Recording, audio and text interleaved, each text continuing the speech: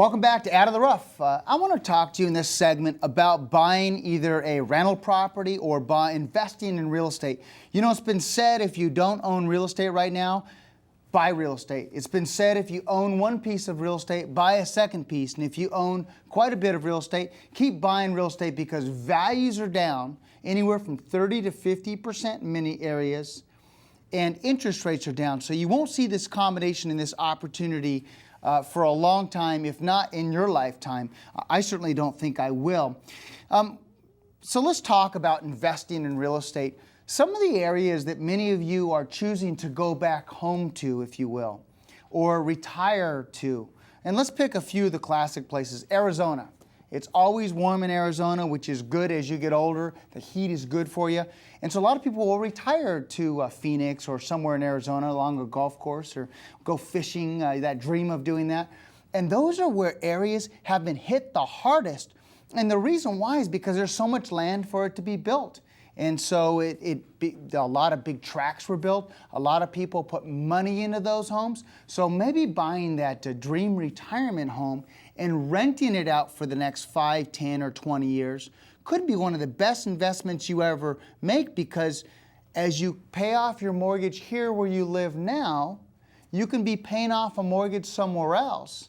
And actually, when you retire, you can keep a home here with the family or the kids or closer to business, and you can have that home where you've always wanted to retire. The second thing is, what about going back to your roots? What if you wanted to go back to Indiana, or you wanted to go and move back to, let's say, Sacramento is a good, a lot of people come from different areas. They come from smaller areas, more rural areas, and they like to go back to those roots after their children grow up and move out of the house, or possibly when they retire.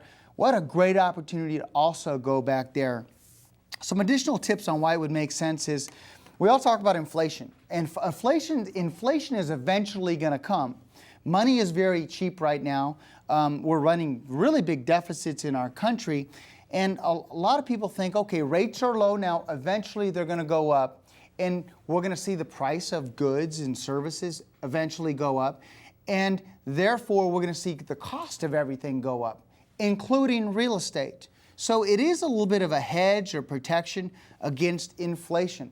Buy low and, of course, sell high, or buy low and keep it for that special retirement. So what a great hedge for inflation. The other thing about buying a house is it's going to be more expensive to build a house. Concrete's more expensive. Wood is more expensive. Materials are more expensive. Because those products are more expensive, it's going to become more and more difficult. Market appreciation. Eventually, that house is going to go up in value. Albeit, maybe it doesn't go up in value or for 1 or 2 or 3 years. But when it does, it's not unusual to see values go up 3 to 5% a year, if not more, slowly eventually go up. So what a great time to realize that market appreciation now while values are lower. The tax benefit. Did you know you can depreciate a rental property off your current taxes? So your taxes are more expensive now. You're earning more income now. You can write that off on your tax returns.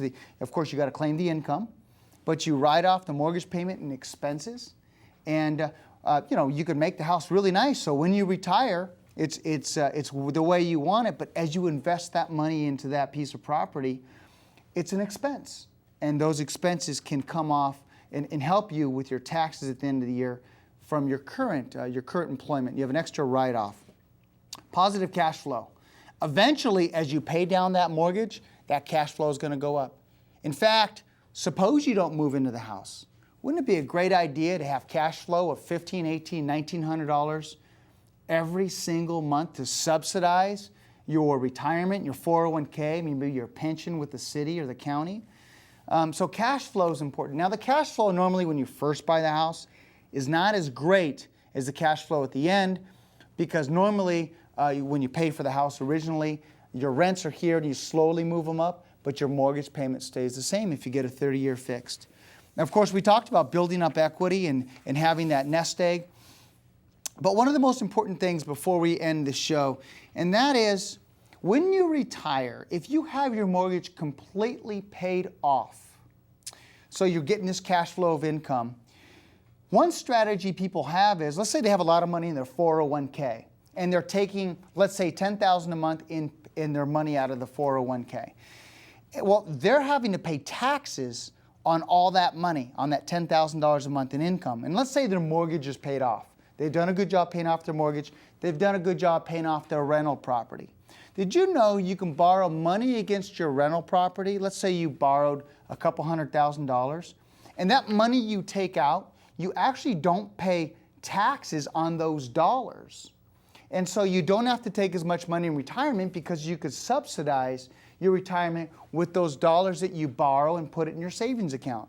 It allows you an ability to reduce your taxable income on a monthly basis because you don't have to pull as much money out of your 401k because you're able to borrow a lump sum, put it in a savings account, and slowly take from that account.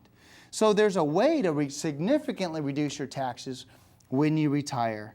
You know, I address all these issues because I think it's really important that we understand the opportunity that lies in front of us, the opportunity to get out of the rough now while it's very challenging and get into success. So thank you very much for joining our show. I hope you enjoyed this edition of Out of the Rough. I'm Fred Arnold. To view this show online, go to scvtv.com or fredarnold.com.